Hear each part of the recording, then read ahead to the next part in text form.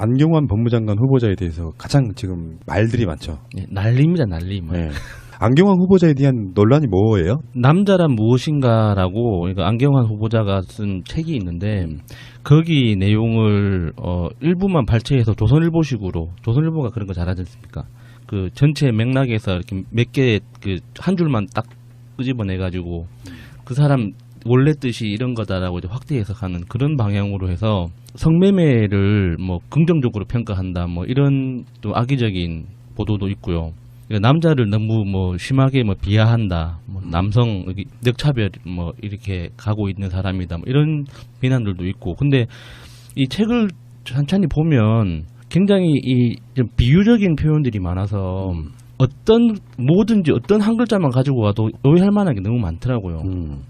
그러니까 예를 들면 남자란 무엇인가에 나오는 276쪽에 이런 표현이 나옵니다. 문제된 법관의 연령이라면 대개 결혼한 지 15년 내지 20년이다.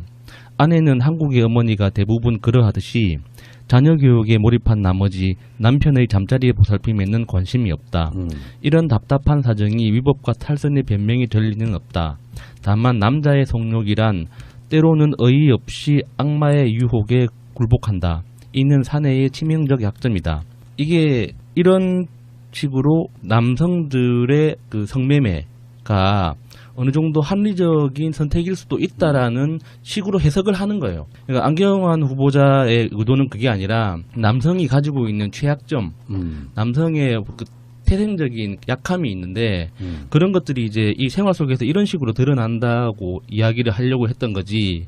그게 뭐 성매매 자체를 합법화시킨다거나 뭐 그게 그럴 수도 있다. 그래서 그 사람들을 뭐 용서해줘야 된다. 이런 이야기는 절대 아니거든요. 근데 이게 너무 악의적으로 지금 왜곡 보도가 많이 일어나는 것 같아요. 거기에 뽑아낸 타이틀 중에 하나가 이렇게도 뽑아냈더라고요. 술엔 여자 필수, 판사 성매매, 아내 탓도. 그러니까 그 자체가 그러니까 술자리에 여성이 필수라고 하는 게 안경환 후보자가 그렇게 생각한다는 뜻이 아니고 맞습니다. 예. 그러니까 보통 남자들 머릿속에 그런 그 환상이 있다는 거예요. 젊은 여자에 대한 그 환상이라든지 어떤 성에 대한 환상이 이렇게 잘못 각인돼 있어가지고 남자를 굉장히 좀 약하게 만드는데 그런 불완전한 존재를 중심으로 남성 중심적인 사회 문화가 굉장히 만들어져 가고 있다. 그래서 우리가 그걸 인식하고 바꿔내야 된다. 이런 내용인데 이분이 법조인이시지만 문학 소녀잖아요. 소년 죄송합니다. 네. 문학 어머 여성이셨어? 어머. 그러면은 이것을 쓸 때 내가 이렇게 생각한다가 아니고 무조건 그 보면은 이게 큰 틀을 봐야 되잖아요. 이렇게 그림을 이쁘게 그려주면서 거기에 내가 몰입된 거는 맞아 이 사람들이. 그런데 이 사람들이 그 기사를 쓸 때 저 사람이 이렇게 생각을 하는구나를 1대1로 매치한 것 자체가 너무나도 이상한 거죠. 그래서 지금 그 한인섭 서울대 법대 교수님이 쓰신 글이 하나 있어요. 그것을 잘 정리를 하셨으니까 한번 읽어보는데요. 마차님. 한인섭님의 페이스북 내용입니다. 악마의 짜집기 작동 중. 안경환 교수님이 법무부 장관 후보자가 되어 인사청문회를 준비하고 있습니다. 물론 다양한 공격거리가 던져질 터인데 첫 공격이 뜻밖에도 안 교수의 왜곡된 여성관이라는 게 놀랍네요. 선생의 책 중에서 일부를 악의적으로 발췌해서 책 내용이 문제가 될 소지가 있다라고 교묘히 흠집을 내놓았는데 한번 봅시다. 1. TV조선 왈. 지난해 중년의 부장판사가 성매매하다 적발된 사건을 놓고는 위법의 변명이 될 수 없다라고 전제하면서도 문제된 법관 연령이라면 아내는 자녀 교육에 몰입해 남편 잠자리에 보살핌엔 관심이 없었다며 배우자의 책임을 거론했습니다. 이게 TV조선의 말이고. 네. 그래서 1-2를 쓰셨는데요. 실제 내용은 안경환에 져서 남자란 무엇인가에 나오네요. 다음과 같이요. 276쪽에 방금 야수님께서 말씀하셨던 그 부분이에요. 문제된 법관의 연령이라면 대개 결혼한 지 15년 내지 20년이다. 아내는 한국의 어머니가 대부분 그러하듯이 자녀 교육에 몰입한 나머지 남편의 잠자리 보살핌에는 관심이 없다. 이런 답답한 사정이 위법과 탈선의 변명이 될 리는 없다. 다만 남자의 성욕이란 때로는 어이없이 악마의 유혹에 굴복한다. 이는 사내의 치명적 약점이다. 이 부분에 대해서 한인섭 님이 문제 현상을 탈선한 남자의 입장에서, 사회적 입장에서, 평가적 입장에서 여러 각도로 묘사하고 있습니다. 한마디로 남자라는 인간의 치명적 약점을 꼬집고 있습니다. 그런데 이를 배우자에게 책임을 거론한 것으로 왜곡 평가하여 마치 안 교수가 탈선은 아내 책임으로 몰아간 듯이 왜곡하고 있네요. 그렇게 해석하는 거야 기자의 자유지만 정치적 공격을 위해 그렇게 왜곡하는 건 비난받아 마땅하지요. 비난받아야죠. 네. 두 번째, 성매매에 대해 논란되는 부분도 있다고 합니다. TV조선에서 이렇게 말합니다. 젊은 여성의 몸에는 생명의 셈이 솟는다 라면서 여성을 원하는 게 사내의 염원이어서 성매매는 근절하기 어렵다고도 썼습니다. 라고 브리핑을 했어요. 이에 대해서 한임섭 교수는 실제 내용은 역시 남자란 무엇인가의 한 부분입니다. 인간의 몸이 재화로 거래된 역사는 길다. 노예제도가 대표적 사례다. 젊은 여성의 몸에는 생명의 샘이 솟는다. 그 샘물에 몸을 담아 거듭 탄생하고자 하는 것이 사내의 염원이다. 이 부분이 120쪽에 나옵니다. 어떤가요? 인간 몸을 재화로 삼는 노예제도의 맥락에서 이해해야 한다고 쓴 앞문장은 기자의 눈에 보이지도 않는 모양이지요. 성매매를 예찬했다는 다른 언론 기사도 있네요. 그 책의 다음 부분을 읽어보시죠. 자본주의 체제 아래서는 성도 상품이다. 성노동이 상품으로 시장에 투입되면 언제나 사는 쪽이 주도하게 되고 착취가 일어난다. 사회적 관점에서 볼 때 성매매는 노동자의 절대 다수인 여성을 차별하고 착취하는 악의 제도로 머무를 수밖에 없다. 그런 의미에서 성매매는 마지막까지 살아남을 남성 지배 체제라고나 할까? 이 부분이 113쪽에 나옵니다. 분명히 성매매는 차별, 착취의 악의 제도라 쓰고 남성 지배 체제의 폐단으로 쓰고 있습니다. 그런데 기자는 안경환 교수가 성매매를 정당화하는 것처럼 은근슬쩍 쓰고 있습니다. 세 번째, 가히 악마적 발췌 편집입니다. 다른 언론에서 유사 기사가 막 퍼지고 있더군요. 이 남자란 무엇인가 책은 아주 복합적입니다. 남녀관계만큼 온갖 편견, 지식, 고정관념이 판치는 곳이 달리 없고 온갖 학문과 예술이 거기 달려듭니다. 사회제도, 문화도 그를 둘러싸고 있고요. 그런 다양한 측면에 대해 그야말로 풍부하게 지식을 모아 펼치기에 한마디로 요약할 수도 없습니다.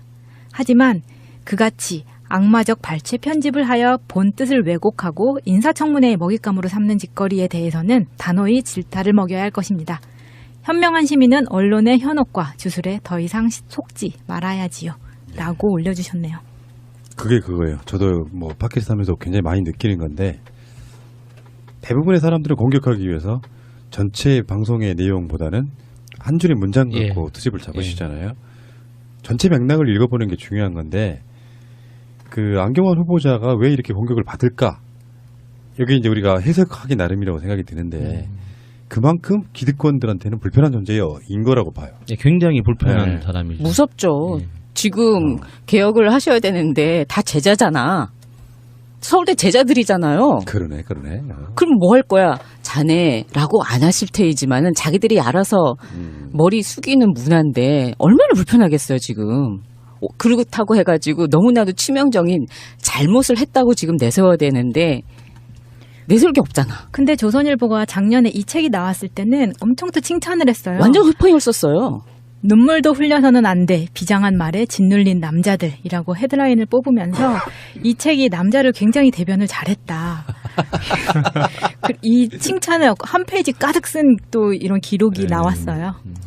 방송은 오늘은 뭐 도정환, 김영춘, 김부겸, 김현미 이런 분들의 슈퍼 수요일이라고 부르죠. 수요일 날 청문회하고요. 그 얘기는 따로 다루도록 하겠습니다만 앞으로 이제 계속 장관 후보자들이 올라오고 이제 청문회를 하게 되는데 지금 특히 자유한국당은 그 중에 한 명은 꼭 떨어뜨릴 거야 하는 그 결의에 불타 있는 상태라서 계속 지금 타겟팅을 하고 있는데요. 지금 안경환 후보자 같은 경우는 우리나라에서 현재 개혁 대상이라고 볼 수 있는 여러 가지 것들 중에 가장 탑에 서 있는 검찰 개혁의 당사자이기 때문에 기득권들이 쉽게 놔줄 리는 없는 것이고요. 책을 썼는데 책의 내용을 가지고 이렇게 공격하는 건 난 이렇게 보거든요, 솔직히.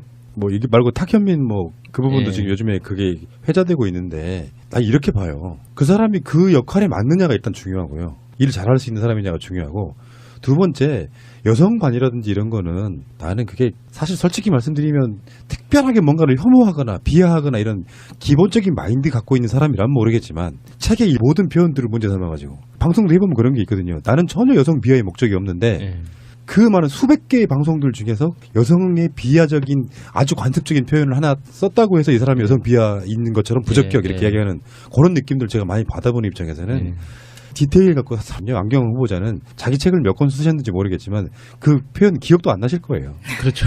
그 시점에 있어서의 자기의 생각들이었기 때문에 저는 그렇게 보는데 그리고 문학적인 표현은요. 그만큼은 좀 이해를 해야 돼요.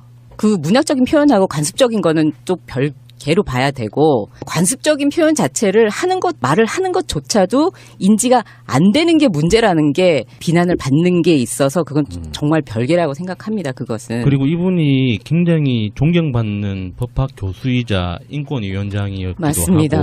하고 여성 그 인권 그 여성 평등 문제에 대해서 이제 기여한 바가 많아서 여성단체에서 상도 수상하셨던 분이에요. 그러니까 절대 무슨 뭐 여성을 비하한다거나 뭐 역으로 뭐 남성을 뭐 격하시킨다거나 이런 그 의도가 있는 게 아니고 우리 현실을 그대로 바라보면 있는 그대로 뜯어보면 너무 남성 중심적으로 우리 사회가 만들어져 있다.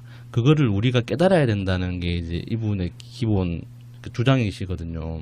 맞는 말이잖아요. 그걸 가지고 그 표현 한 줄, 뭐 생명의 샘, 뭐 생명의 샘물?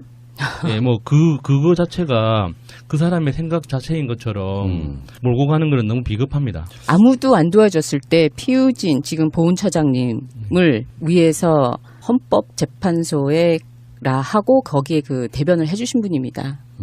자, 그러면은 안경환 후보자에 대한 트윗 한번 보겠습니다. 그 미호님이 안경환 교수님의 남자란 무엇인가를 직접 본 입장에서는 TV조선의 보도 내용 캡처해 제시하면서 앵무새처럼 따라 읽는 사람들 귀엽기도 하고 일상생활 걱정도 되고 뭐 그렇습니다.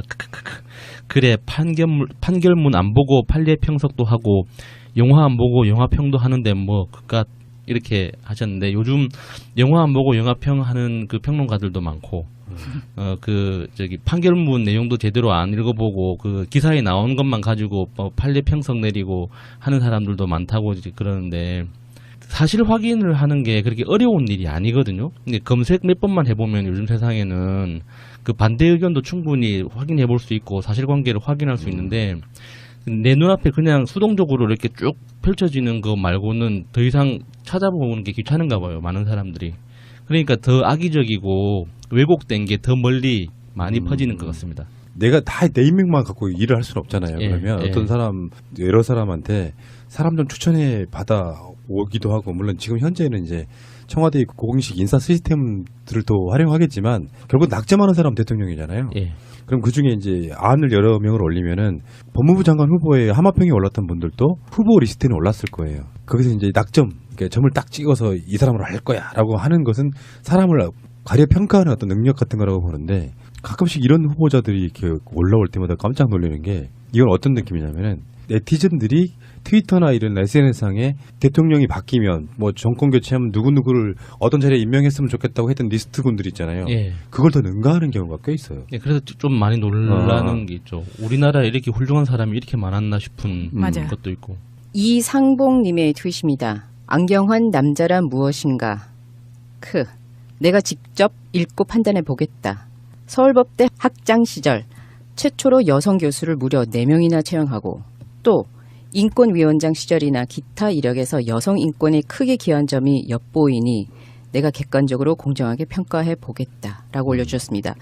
이렇게 해주셨으면 좋겠어요. 그냥 왜곡된 거 읽지 말고 책을 읽고 이거를 문학적으로 보고 이걸 어떻게 풀어나가는지. 왜냐하면 지금 여성운동 하시는 분들이 굉장히 분노에 차 올라왔고 이 정도면은 너네들이 보수하고 다를 게 뭐가 있냐 하고 굉장히 비난을 많이 하고 표 의원이 이거에 대해서 그 링크를 하나 올려주시는 거기에 악플이 막 쫙쫙 달리고 있거든요. 그러니까요. 가짜 뉴스에 속으면 안 된다는 그게 지금 핵심인 것 같아요. 맞습니다. 지금 계속해서 미담이 나오고 있는데요. 시크문이라는 분이 올려주신 게 안경환 후보자가 조혜진 전 의원이 가난했던 대학 시절 등록금을 빌려주고 아직까지 돌려받지 않는다는 그런 이야기도 지금 나오고 있고요. 우석훈 박사의 트윗에는요. 나는 우석훈. 내가 본 많은 한국의 학자 중에서 최고로 생각하는 양반은 안경환 선생이다. 이건 나의 진심이다. 나는 경제학, 그 양반은 법학. 그런 전공 차이는 아무것도 아니다. 진짜로 최고다. 인격적으로. 라고 올려주셨어요.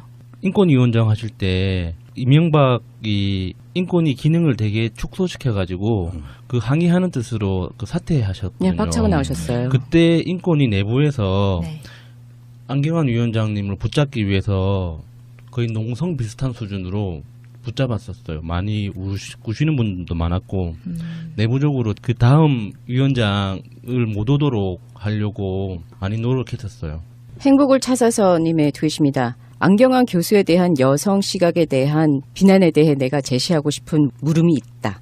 이분 자기보다 8살 적고 당군 이래 최초 여성 법무장관이었던 강금실 전 장관이 법무장관 시절 사법개혁을 위해 기꺼이 도왔던 분이거든? 이라고 올려주셨습니다. 대단하신 분이네요. 네. 그런 분이니까 낙점 받았겠죠. 지금 문재인 정부의 첫 번째 사업 중에 하나가 검찰개혁이잖아요. 예. 그거를 이제 하실 분, 검찰개혁을 하기 위해서는 검찰이 법무장관을 하면 안 된다. 검찰 출신이. 그런 어떤 확실한 원칙하에 심지어 뭐 판사나 변호사 이런 것도 안 하신 분. 예.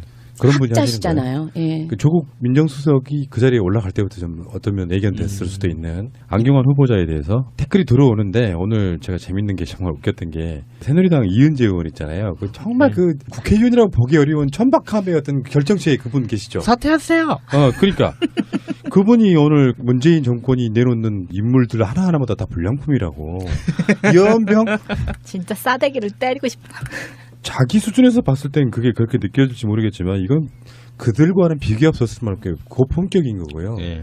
법무부 장관 정도 되면은 그들은 어떻게 해야 하냐면은 우리나라의 사실 대통령급의 거들먹거림과 품위와 권위를 유지하면서 다닐 만한 사람들이에요. 법무부 장관 후보자이신 분이 연세도 지긋해 백팩 메고 걸어다니시는 걸 보면서 야 진짜 권위주의였구나. 백팩과 양복을 이렇게 연결시키냐면요. 실제로 사회생활에 보면은 양복 입고 백팩 메는 사람들 한국적 문화는 그렇다고요. 예. 양복은 예. 구김이 가면 안 돼요. 그러니까 백팩을 멜 수가 없어. 그래서 남자들이 불편해도 한쪽에 매는 가방을 주로 드는 이유가 그런 문화 때문인데 그 나이 드신 분이 백팩을 메고 관련한 사무실로 들어서는 모습 보니까 이분은 정말 일을 열심히 할 것 같다. 일단은 권위주의 없다는 게 백팩 하나가 권위주의 아무것도 아닌 것 같죠. 굉장히 중요한 역할을 하고 있는 거예요. 구김살 하나 없는 그 양복 입고 충분히 나올 수 있는 법 하잖아요. 맞습니다. 그것에 대해서 노란 바람개미님의 트윗입니다. 사퇴하세요. 남편 공장 특혜 법인 카드로 방울토마토 고구마 장보기한 무능하고 부패한 이은재가 도종환 문체부 후보를 두고 울 대통령이 불량품 인사를 했다고 지저대고 있다. 아줌마 당신은 1급 발암물질 폐기인 줄 모르냐라고 올려주셨습니다. 패널. 아 노란 바람개미님 보고 싶다. 박근혜가 말해왔던 4대 약 중에 하나입니다. 이런 분들 말이에요. 그렇죠. 아니 이 기사의 댓글이 더 웃겼어. 제 1위가 뭔지 아세요? 너는 정품? 거기에 대해서 이거. MS. 응. 이은재 참 단어 저렴하다. 닭근의 마이 닮았네요라고 올려주시는 분들도 계십니다. 댓글에. 그 구리거울님이 안경환 교수 연세도 있는데 꼴랑 장관 자리 맡은 거 보면 사법부 개혁하고 말겠다는 의지가 불타오르는 듯. 찾아보니까 안경환 교수가 48년생이시더라고요.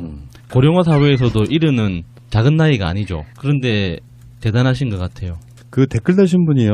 우리 방송을 들을 수도 있다는 생각을 해봤습니다. 들으신 분이 댓글 다셨네.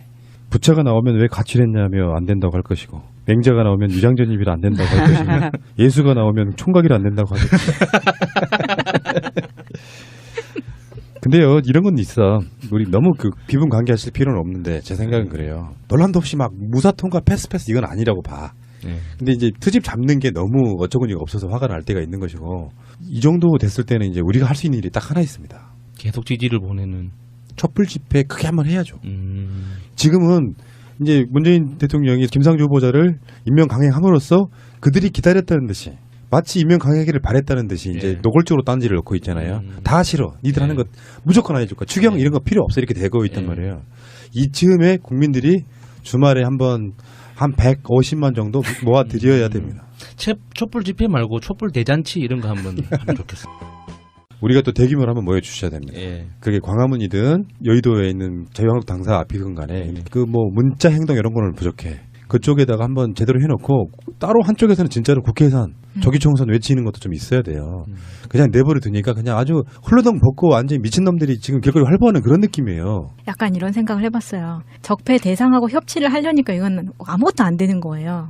걸레는 빨아도 걸레라고 음모주 이미 마신 사람이 안 마신 사람이 될 수는 없잖아요.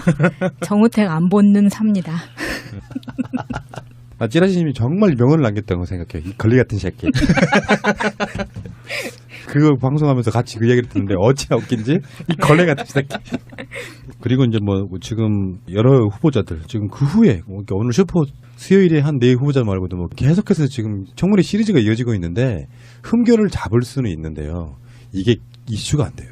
그들의 목표는 그래도 하나 좀 나중에 이렇게 될지도 몰라요. 그래도 니들이 하나만 양보해라. 하나만 떨어뜨리자. 욕설할 수도 있는데 그 전에 국민들이 한번 본인이 잡아줘야 돼. 날씨도 좋습니다. 안경환 법무장관 후보자에 대해서 가장 지금 말들이 많죠. 네, 난리입니다, 난리. 네.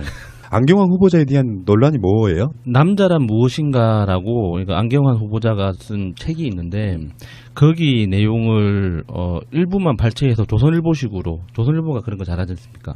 그 전체 맥락에서 이렇게 몇 개 그 한 줄만 딱 끄집어내 가지고 그 사람 원래 뜻이 이런 거다라고 이제 확대 해석하는 그런 방향으로 해서 성매매를 뭐 긍정적으로 평가한다 뭐 이런 또 악의적인 보도도 있고요. 그러니까 남자를 너무 뭐 심하게 뭐 비하한다, 뭐 남성 늑차별 뭐 이렇게 가고 있는 사람이다, 뭐 이런 비난들도 있고. 근데 이 책을 천천히 보면 굉장히 이 좀 비유적인 표현들이 많아서 어떤 뭐든지 어떤 한 글자만 가지고 와도 오해할 만한 게 너무 많더라고요. 그러니까 예를 들면 남자란 무엇인가에 나오는 276쪽에 이런 표현이 나옵니다. 문제된 법관의 연령이라면 대개 결혼한 지 15년 내지 20년이다. 아내는 한국의 어머니가 대부분 그러하듯이 자녀 교육에 몰입한 나머지 남편의 잠자리에 보살핌에는 관심이 없다. 이런 답답한 사정이 위법과 탈선의 변명이 될 리는 없다. 다만 남자의 성욕이란 때로는 어이없이 악마의 유혹. 실제 내용은 역시 남자란 무엇인가의 한 부분입니다. 인간의 몸이 재화로 거래된 역사는 길다. 노예제도가 대표적 사례다.